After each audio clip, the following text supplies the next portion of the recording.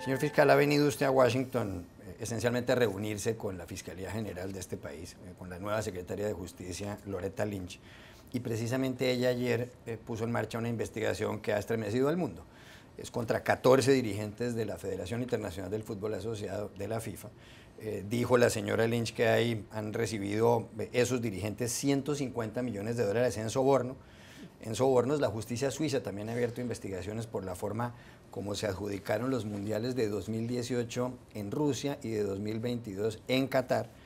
Pero además, en el escrito de la Fiscalía del Distrito Este de Nueva York se hace referencia a algunas entidades del fútbol en Centroamérica, en Norteamérica y en Sudamérica.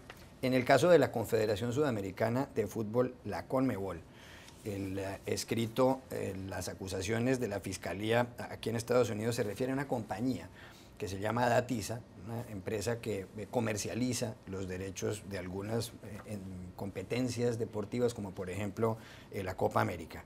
En alguna parte del escrito se dice esto: Datiza accedió a pagar 100 millones de dólares en sobornos oficiales de la CONMEBOL en intercambio del contrato Copa América del año 2013. Y más adelante dice: cada pago de 20 millones de dólares debía ser dividido dentro de los recipientes del soborno de la siguiente forma: 3 millones para cada uno de los 3 funcionarios top de nivel más alto de la CONMEBOL, y luego dice, y otros 1,5 millones de dólares para cada uno de los otros 7 presidentes de federaciones de la CONMEBOL. Ahí está incluida la Federación Colombiana de Fútbol, presidente Luis Bedoya. ¿Qué indicios tiene usted de esto? Mire, en el día de ayer la Fiscalía General de Colombia solicitó a las autoridades norteamericanas y a las autoridades suizas que nos enviaran la información correspondiente a lo que es el sector del fútbol colombiano.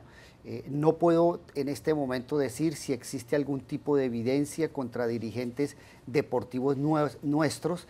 Tenemos que esperar la respuesta de la Fiscalía norteamericana, de las autoridades suizas, y a partir de ahí pues haremos una valoración para determinar si hay o no mérito para iniciar investigación contra dirigentes del fútbol colombiano, pero tenemos que esperar esas respuestas que ya están las cartas en Estados Unidos y en Suiza, y solo falta que en un tiempo prudencial nos respondan. De momento no hay ninguna otra investigación contra funcionarios de la Federación del Fútbol por sobornos, por ningún tipo de No soborno. tenemos en este momento investigaciones relacionadas con el escándalo que puso al descubierto la justicia norteamericana frente a la FIFA. Quiero cambiarlo de tema y llevarlo a un asunto que ha ocupado mucho su atención y tiene que ver con el proceso de paz. El gobierno de Colombia, encabezado por el presidente Juan Manuel Santos, desde hace casi 3 años, este mes de noviembre próximo se cumplirán 3 años, comenzó conversaciones con la guerrilla de las FARC en Cuba. Ha habido inconvenientes muy serios, el proceso de paz está en crisis. A mediados de abril las FARC mataron a 11 militares en el norte del departamento del Cauca, en el suroccidente de Colombia. Recientemente el ejército dio de baja a varios guerrilleros, más de 30 en 2 operativos. Las FARC, que habían en un momento dado decretado un cese al fuego unilateral, lo suspendieron, y las conversaciones continúan ahora en La Habana. 2 países garantes de este diálogo, Cuba y Noruega, han propuesto que se decrete un cese al fuego bilateral. ¿Usted ve espacio en las actuales condiciones para que eso ocurra?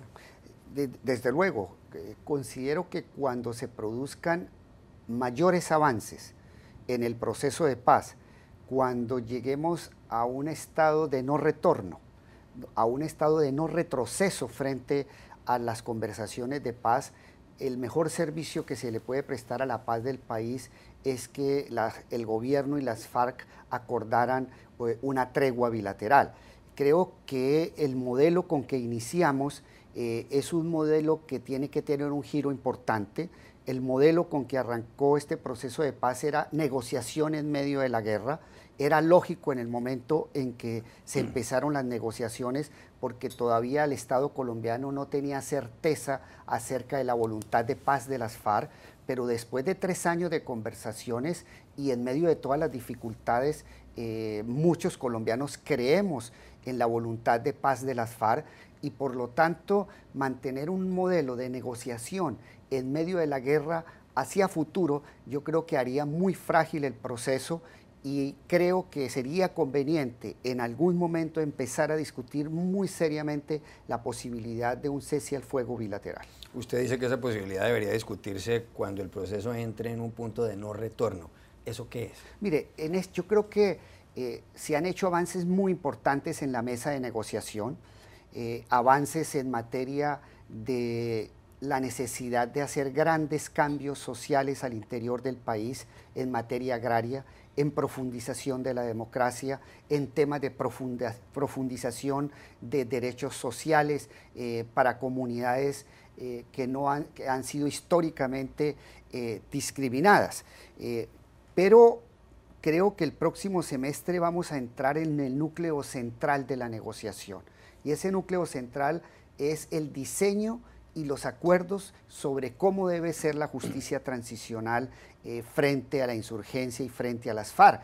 Es decir, vamos a entrar en la parte medular, en la parte más importante de este proceso, que es definir la justicia, que tiene que ser un diseño de un proceso de paz sin impunidad. Si usted fuera el presidente Juan Manuel Santos, ¿aceptaría un cese al fuego bilateral mañana, a partir de mañana? Si percibiera ya un estado de la negociación que no tiene reverso, que no va a tener vuelta atrás, y percibir en ese momento la voluntad real de firmar estos acuerdos, como creo que existe, daría el paso a un cese bilateral, porque seguir negociando en medio de la guerra pues va a volver muy frágil el proceso. Hacia futuro se nos van a presentar muchos casos, lamentablemente, como los del Cauca. Vamos a tener muchos casos como la muerte a través de bombardeos y de operativos militares de miembros de la guerrilla, y entonces creo que vamos otra vez a escalar el conflicto armado cuando íbamos en un proceso gradual de desescalamiento. Empezamos con una tregua unilateral de las FARC. La respuesta generosa del presidente entonces es: si hay tregua unilateral, entonces temporalmente suspendo bombardeos. Entonces íbamos gradualmente a un desescalamiento del conflicto. Yo creo que ahora lo que vamos es a un escalamiento del conflicto, y yo creo que en esos términos vamos a volver el proceso de paz muy frágil en La Habana. Pero en ese sentido usted sí estaría de acuerdo, justamente para evitar que el conflicto se recrudezca, que se decrete un cese al fuego unilateral. Indiscutiblemente, yo estoy de acuerdo en que el Estado colombiano con las FARC lleguen a una tregua bilateral. Es que miremos la lección de lo que ha pasado los últimos 6 meses en Colombia mientras estuvimos en la tregua unilateral de las FARC. Se disminuyeron sensiblemente el número de personas que han perdido la vida en el conflicto armado colombiano. Colombia tuvo la fortuna de que no tuvimos una escalada violenta, de que no murieron personas como consecuencia directa del conflicto armado colombiano. Entonces, en términos de vida, las vidas que hemos salvado con la tregua de las FARC, ese solo hecho, lo que pasó en este semestre, ya solo justifica el proceso de negociación en La Habana, y que llevemos 6 meses concertando una salida al conflicto armado colombiano. Se ha planteado la creación de un gran tribunal para juzgar los grandes crímenes de las FARC. ¿Usted cree que eso debería ponerse en marcha, que esa iniciativa debería traducirse en una realidad? Desde luego, uno de los elementos fundamentales de este proceso de paz es que tiene que construirse en medio de la justicia, que tiene que ser un proceso de paz sin impunidad, un proceso en el cual los máximos responsables de las más graves violaciones a los derechos humanos tienen que ser llevados a juicio. La justicia tiene que imponer las penas correspondientes, pero podemos mirar las experiencias extranjeras. En procesos de paz relativamente recientes se han utilizado, por ejemplo, tribunales mixtos con presencia de nacionales, pero también de jueces extranjeros, y creo que sería necesario, en caso de la firma de un acuerdo de paz, un tribunal que puede ser un tribunal mixto y que se encargara de juzgar y de fallar todos los casos del conflicto armado colombiano. ¿Cuántos años cree usted que tardaría un tribunal de esos cerrando todas las causas? Porque pueden ser varios. Mire, es fundamental en este proceso de paz que al finalizar el proceso, los actores del conflicto tengan seguridad jurídica. Nosotros tenemos que buscar un modelo razonable, que no debe ser de leyes de punto final, que no debe ser un modelo basado en amnistías incondicionales, pero sí un modelo que permita, una vez proferidas las sentencias, que exista un cierre definitivo de todos los procesos. Es decir, que una vez juzgadas las grandes situaciones, las más graves violaciones a los derechos humanos por parte de las FARC y condenados los máximos responsables, tiene que existir un cierre definitivo hacia futuro y tiene que existir un tribunal que asuma la competencia de estos casos y de todos los demás casos que hacia futuro se presenten como situaciones de graves violaciones a derechos humanos que hay que investigar, y yo calcularía que es un tribunal que tendría que funcionar una década para que realizara todos los juzgamientos y además hiciera un cierre definitivo, no solamente frente a las FARC, sino frente a otros actores del conflicto, porque aquí tenemos un modelo de justicia transicional donde también van a entrar los miembros de la fuerza pública, donde también va a entrar el entorno del paramilitarismo, es decir, las personas que financiaron el paramilitarismo, los políticos que ayudaron el paramilitarismo, los militares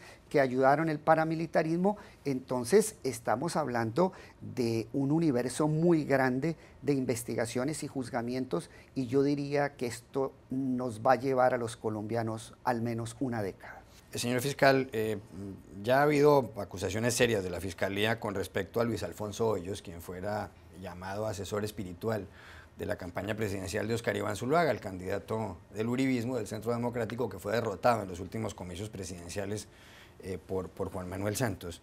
Hay pruebas muy contundentes contra Luis Alfonso Hoyos, en el sentido de que él espió el proceso de paz. Existe ya una condena proferida por un juez de la República, no es una decisión de la Fiscalía General de la Nación. Un juez impuso una condena a 10 años de prisión al señor Sepúlveda, que fue el hacker que indebidamente hizo interceptaciones de comunicaciones de correos electrónicos, específicamente de bases de datos que tenían reserva, y divulgó muchos documentos e información de reserva nacional. Por esos delitos ya fue condenado, por el delito de espionaje, por injerencia indebida en medios como correos electrónicos, bases de datos, es decir, injerencia indebida en comunicaciones que están sometidas a una reserva, a una privacidad. Además, existió una condena por concierto para delinquir, por la utilización indebida de cierto software que la ley penal prohíbe su utilización. Entonces ya existe un hecho cierto sobre el cual existe además confesión del hacker Sepúlveda, una condena proferida por un juez independiente. Y lo que se le atribuye a Luis Alfonso Hoyos es de ser la persona que incitó, determinó la conducta del hacker, es decir, el cargo que va a presentar la Fiscalía General de la Nación ante los jueces es el de que Luis Alfonso Hoyos es determinador, instigó, creó las condiciones para que el hacker incurriera en varias actividades delictuosas por las cuales ya está condenado. ¿Qué va a pasar con Oscar Iván Zuluaga y con David Zuluaga? En este momento vamos a concentrar la investigación en el tema de Luis Alfonso Hoyos. La primera fase la concentramos en la investigación del hacker, del entorno del hacker. Ya existen unas condenas en firme por parte de la justicia. Comenzamos una segunda fase frente a Luis Alfonso Hoyos. Frente a Luis Alfonso Hoyos, pues tenemos en primer lugar las declaraciones del hacker, pero esas declaraciones ya han sido respaldadas por otro tipo de personas muy cercana al entorno del hacker y que conocían las relaciones entre el hacker y Luis Alfonso Hoyos. Culminada esta etapa, que ya cuenta con evidencias muy importantes, seguiremos para determinar cuál será la situación del ex candidato Oscar Iván Zuluaga y su hijo. Ha habido unas denuncias de la fiscal María Victoria Parra, que además ha logrado algunas condenas por el caso de las chuzadas del DAS. Según ella, el expresidente Álvaro Uribe Vélez tiene un plan para asesinarla, no solamente a ella, sino a María del Pilar Hurtado, exdirectora del DAS, que está en prisión. ¿Sabe usted algo de esto? No, Juan Carlos, no conozco los detalles de la denuncia de la fiscal. La próxima semana me reuniré con ella para que me brinde detalles y cuáles son las circunstancias y las pruebas que ella tiene para hacer estas afirmaciones, si las ha hecho, porque a mí personalmente no me ha expresado nada sobre el particular. ¿Persigue la justicia colombiana al uribismo, como dicen algunos dirigentes de esa corriente política? No es verdad. En primer lugar, porque la competencia para investigar las conductas del expresidente Álvaro Uribe no la tiene la Fiscalía General de la Nación. El expresidente Uribe tiene 2 jueces, la Comisión de Acusaciones de la Cámara para los hechos que se investigan, que tengan relación con su actividad como presidente de la República, y todos los demás hechos distintos a su actuación como presidente los conoce la Corte Suprema de Justicia, porque él es senador de la República. Luego es claro que la Fiscalía General de la Nación no tiene ninguna competencia para investigar o acusar o juzgar al expresidente Álvaro Uribe. En cuanto al entorno del expresidente Álvaro Uribe, los fallos condenatorios, apenas de prisión altas, de más de 10 años, frente a Bernardo Moreno, a la exdirectora del DAS, es decir, a su círculo más cercano, pues no son fallos proferidos por la Fiscalía General de la Nación, son fallos, varios fallos que ha proferido recientemente la Corte Suprema de Justicia. Nosotros tenemos en este momento unas investigaciones para un grupo de personas muy cercanas al expresidente Álvaro Uribe, pero esas investigaciones y las decisiones que vamos a tomar en el próximo semestre estarán fundamentadas básicamente en las sentencias que ya profirió la Corte Suprema de Justicia después de un juicio amplio de casi 3 años, un juicio que se ha dado con todas las garantías. En los últimos meses en Colombia ha habido un escándalo financiero protagonizado por una firma, por Interbolsa. Algunos de las personas implicadas en este escándalo, Víctor Maldonado, se encuentra en España. ¿Qué va a pasar con Víctor Maldonado? La Fiscalía General de la Nación ya solicitó imputación contra Víctor Maldonado. Además, nosotros solicitamos a las autoridades españolas la orden de captura contra Víctor Maldonado. Él está en este momento bajo órdenes de la autoridad española a solicitud de la Fiscalía General de la Nación colombiana, y precedida esta orden de captura de una autorización de un juez en Colombia. Es decir, somos nosotros, la Fiscalía General de la Nación, quienes hemos solicitado la extradición. El próximo mes viajará a España una comisión de alto nivel de la Fiscalía General de la Nación para conocer más en detalle el trámite actual de la extradición de Víctor Maldonado, e inclusive la Fiscalía, en este momento la Fiscalía colombiana está valorando la posibilidad de contar con un abogado asesor externo para que nos oriente en los trámites de extradición en España frente a Víctor Maldonado, pero irá una comisión de muy alto nivel el próximo mes. Otro escándalo de los últimos años es el de la carrusel de la contratación en Bogotá. Se robaron miles y miles de millones de pesos. ¿Se está recuperando algo de ese dinero? ¿Hay algo que la Fiscalía pueda hacer para acelerar el hecho de que se haga justicia? Mire, los principales casos del carrusel de la contratación ya han sido fallados por la justicia. La familia Nule, los primos Nule, que son los responsables de este grave caso de corrupción, ya han sido condenados a penas de 8 y 15 años de prisión. Están detenidos en este momento Iván Moreno, el ex senador Iván Moreno, también vinculado a este carrusel, ya está condenado. El caso del exalcalde de Bogotá, Samuel Moreno, en este caso la Fiscalía hace 2 años formuló acusaciones por razones de dilación de los mismos abogados de la defensa. No se ha podido avanzar en la etapa del juicio, pero él sigue privado de la libertad. El entorno de políticos, de concejales en Bogotá, los principales responsables también comparecieron ante la justicia, lo mismo los abogados que se prestaron para diseñar todos estos actos de corrupción. Entonces podríamos decir que hay un balance muy positivo de condenas, de privaciones de la libertad, de todo lo que fue el entorno del carrusel de la contratación en Bogotá y de otras materias conexas. En cuanto a recuperación de la plata, ha habido una actividad muy intensa de parte de las superintendencias para congelar bienes que pertenecían al grupo Nule, y el Estado ha logrado congelar para efectos de indemnización bienes que son cuantiosos, y en eso está en este momento el Estado colombiano tratando de vender, monetizar, para poder garantizar parte de la indemnización a las víctimas, que entre otras cosas es el Estado colombiano. En los últimos días la periodista colombiana María Isabel Rueda, muy reconocida, se negó a ir a la Fiscalía. La habían citado para que ella explicara el alcance de unas declaraciones que le dio Francisco Santos, hoy candidato a la alcaldía de Bogotá por el uribismo, y ella no fue con un argumento que es el siguiente: yo no tengo por qué explicar unas declaraciones que me da un entrevistado como periodista.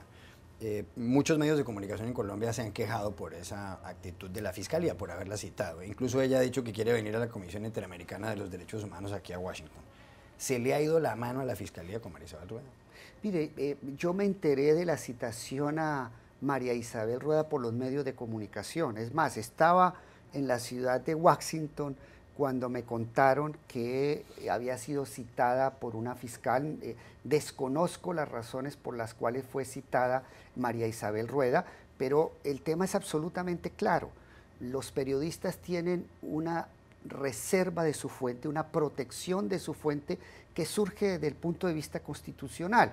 Si un fiscal cita a un periodista y el periodista quiere hacer valer la reserva de la fuente, pues tiene todo el derecho a invocarlo, y con que invoque la reserva de su fuente, pues la Fiscalía ya no puede insistir en practicar este tipo de pruebas. Pero debieron haber citado a una periodista para que explique las declaraciones que le da un entrevistado. Es que suena la situación, simplemente la situación suena absurda. Es que estoy en Estados Unidos cuando se presentó la situación en Colombia.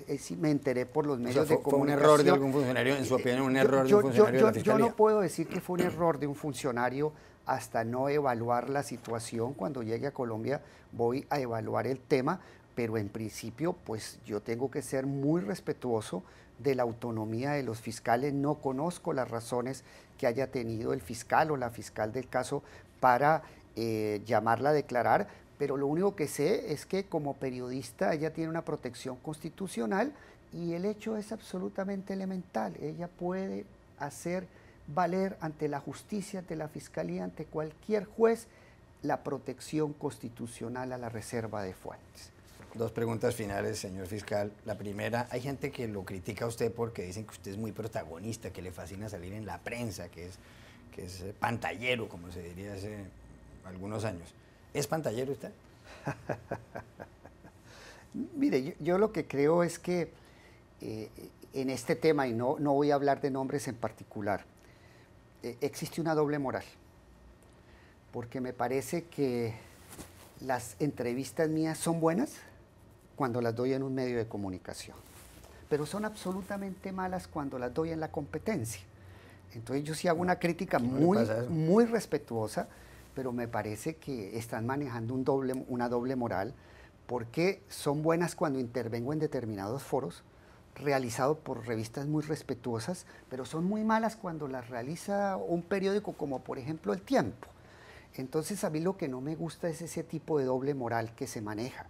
Las filtraciones son buenas cuando las hace un medio, pero son absolutamente reprochables cuando es la competencia la que las saca. Entonces hay filtración. Entonces, los medios todos los días filtran información judicial. Los funcionarios. No, ustedes que son muy buenos buscando sus fuentes. Entonces, a mí me parece que hay una doble moral que no me gusta, como tampoco me gusta la censura. La revista Semana, revista que respeto mucho, que se dice de tradición liberal, quiere imponerme una mordaza. Entonces yo no entiendo cómo, con toda razón, ustedes defienden la libertad de expresión, la libertad de prensa. Hay una gran solidaridad cuando puede existir cualquier mínimo de posibilidad de censura, pero sí tratan de ponerle mordazas a funcionarios, al fiscal y al procurador para que no hable. Y mordaza, dice usted, Semana, por el artículo ese donde lo pone usted en carátula con el procurador diciendo ¿por qué no se callan? Claro, es que se sintieron reyes de España ordenando callar a sus súbditos. Última pregunta, usted deja el cargo en marzo, ¿qué va a hacer? ¿Le gusta la política? ¿Prefiere la Corte Penal Internacional? ¿Prefiere dictar clases? ¿Qué va a hacer? Juan Carlos, yo tengo un proyecto de irme a estudiar a Alemania. Viajo a Berlín el próximo año, pero es un año de estudio, no es año de trabajo, es un año de ir un poco a realizar investigaciones sobre los debates actuales del derecho penal y especialmente el derecho penal internacional en Alemania. O sea, es un año sabático dedicado fundamentalmente al estudio, pero desde allá yo puedo contribuir a NTN 24, mi querido Juan. Está contratado. Gracias por haber estado aquí, señor fiscal.